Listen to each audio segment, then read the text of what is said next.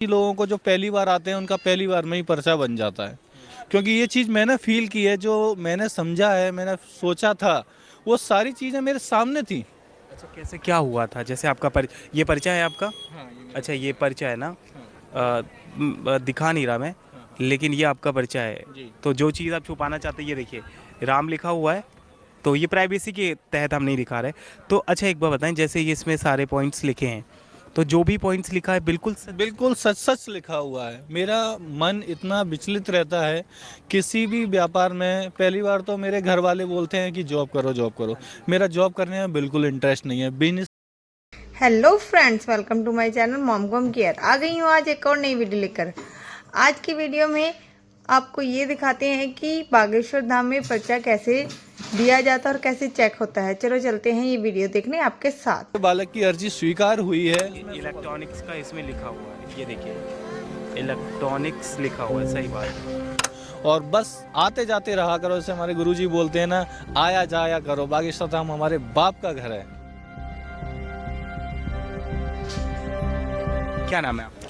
मेरा नाम अंकित श्रीवास्तव है। मैं ग्वालियर से बिलोंग करता हूँ और मैं यहाँ बागेश्वर धाम से लास्ट गर्मियों से जुड़ा हुआ हूँ। मुझे अभी 1 साल भी नहीं हुआ है प्रॉपर देखा जाए तो। और मैं सर्दियों में मेरे 3-4 महीने का गैप हो गया था। प्रभु की कृपा दृष्टि जब होनी होती है वो हो जाती है। जब कई लोग बोलते हैं ना कि पर्चा नहीं बनता, पर्चा नहीं बनता, लोगों को सालों साल लग जाते हैं। और किसी लोगों को जो पहली बार आते हैं उनका पहली बार में ही पर्चा बन जाता है, क्योंकि ये चीज़ मैंने फील की है, जो मैंने समझा है, मैंने सोचा था, वो सारी चीज़ें मेरे सामने थी। अच्छा, कैसे क्या हुआ था? जैसे आपका ये पर्चा है आपका? हाँ, ये मेरा अच्छा, ये पर्चा है ना? हाँ, दिखा नहीं रहा मैं, हाँ, लेकिन ये आपका पर्चा है। जी। तो जो चीज़ आप छुपाना चाहते हैं ये देखिए, राम लिखा हुआ है, तो ये प्राइवेसी के तहत हम नहीं दिखा रहे। तो अच्छा एक बात बताएं, जैसे ये इसमें सारे पॉइंट्स लिखे हैं, तो जो भी पॉइंट्स लिखा है बिल्कुल सच? बिल्कुल सच सच लिखा हुआ है। मेरा मन इतना विचलित रहता है किसी भी व्यापार में। पहली बार तो मेरे घर वाले बोलते हैं कि जॉब करो, जॉब करो। मेरा जॉब करने में बिल्कुल इंटरेस्ट नहीं है। बिजनेस लाइन का मेरा इंटरेस्ट है, और जो भी मैं बिजनेस करता हूँ उस सारे बिजनेसों में मुझे लॉस ही होता है। पता नहीं, जो भी हो, प्रभु की कृपा है, या जो बिजनेस मेरे लिए लिखा है वो डायरेक्शन मेरा अलग है। मैं दूसरी लाइन में जाता हूँ, तो इसलिए मुझे लॉस होता है। समझ में नहीं आता कि मैं ये बिजनेस करूँ या वो बिजनेस करूँ। मैंने एक समय में अगरबत्ती का बिजनेस भी किया था, मैन्युफैक्चरिंग इंडस्ट्री डाली थी, लेकिन कोरोना के दौरान उसमें बहुत बड़ा मुझे लॉस हुआ। बहुत मेरा नुकसान हो गया, वो बंद हो गया काम। उसके बाद मैंने और भी कई सारे काम किए, पानी के ऊपर, एल्कलाइन वाटर के ऊपर काम किया, तो वो भी अभी बंद होता दिखाई दे रहा है मुझे। और मैं यहाँ पर आया था बागेश्वर धाम में, ये प्रभु को पता था कि मैं किस लिए आया हूँ। और मैं यहाँ पर आया था, मैं सब लोगों को बताने देना चाहता हूँ कि मेरा विश्वास तो था ही, मन विचलित तो रहता ही था। तो अपनी लाइफ को सुधारने के लिए, अपने व्यापार को स्थिर करने के लिए और एक सही मार्गदर्शन पाने के लिए मैं यहाँ पर आया था बागेश्वर धाम में जो कि मेरी ये 5वीं पेशी थी। इन केस हुआ क्या, मैं 19 फरवरी को यहाँ बागेश्वर धाम में आया था। फिर मेरा अचानक से मन हुआ कि मैं, नहीं चलिए दरबार में चलते हैं, देखते हैं गुरुजी आए हैं या नहीं। ऐसे ही सोच लिया कि बैठ लेते हाँ, हैं। मेरे मन में अपने आप ही वो सारी चीज़ें आ रही थी।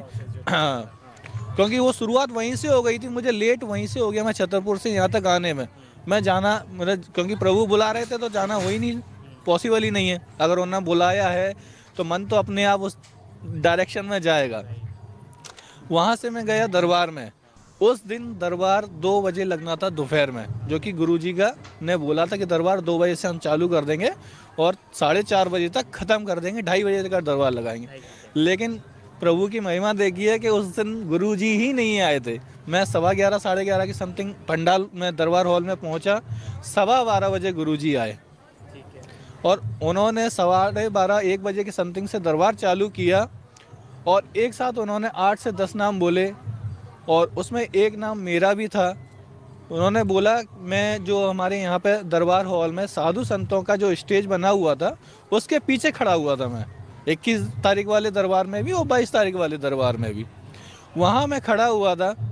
उन्होंने बोला, एक अंकित नाम के बालक की अर्जी स्वीकार हुई है, जो इस डायरेक्शन में, डायरेक्शन उन्होंने किया, हाथ की तरफ, हाथ से इशारा किया।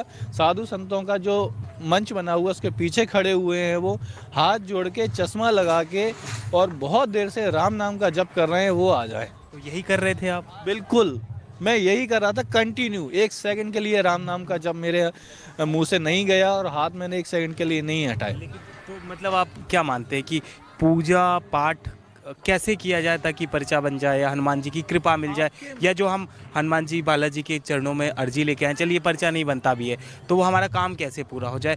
शॉर्टकट में आप क्या? बिल्कुल, बस मन में श्रद्धा रखिए और मन राम नाम के जप में इतनी ताकत है, इतनी ताकत है। अगर आप राम नाम का जप भी करते रहते हैं ना, किसी से नमस्ते की जगह राम राम कहिए, हेलो की जगह राम राम कहिए, आपके मुंह से जितनी जल्दी राम राम निकलेगा ना, जितना ज़्यादा अगर राम नाम का जप होगा उतनी जल्दी आपकी अर्जी स्वीकार होगी और उतना जल्दी बस विश्वास रख के बोलना है। टाइम पास नहीं करना, फॉर्मेलिटी अरे राम राम राम राम कर रहे हैं, विश्वास रखना है।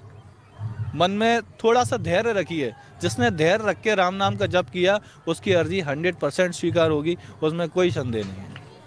कि मतलब आप, और ये जो बातें बता रहे हैं कोई मनगढ़ंत तो नहीं है? कोई मन गढ़ंत नहीं है, आप लाइव देख सकते हैं, मेरी वीडियो भी बनी है उस दिन की दरबार की, उसमें भी ये देख सकते हैं, सुन सकते हैं, उसमें कोई संदेह नहीं है।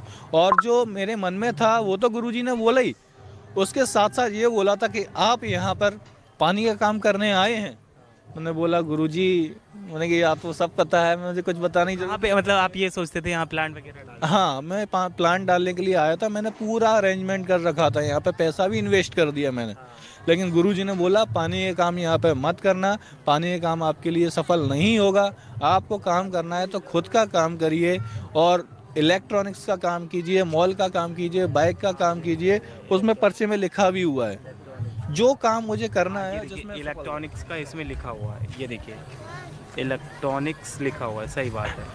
अच्छा, जैसे अंकित भाई कहा जाता है कि ये बोलते हैं कि हम सेना भेज देते हैं, हाँ। तो कुछ ये कैसे, क्यों आपने बोल रहे थे कि मुझे सपना आया था? मुझे आज सपना आया, मैंने कल परिक्रमा की, 5 पाठ हनुमान चालीसा के किए, 21 बार सन्यासी बाबा का जाप किया और 21 बार बागेश्वर ओम बागेश्वराय नमः का जाप किया।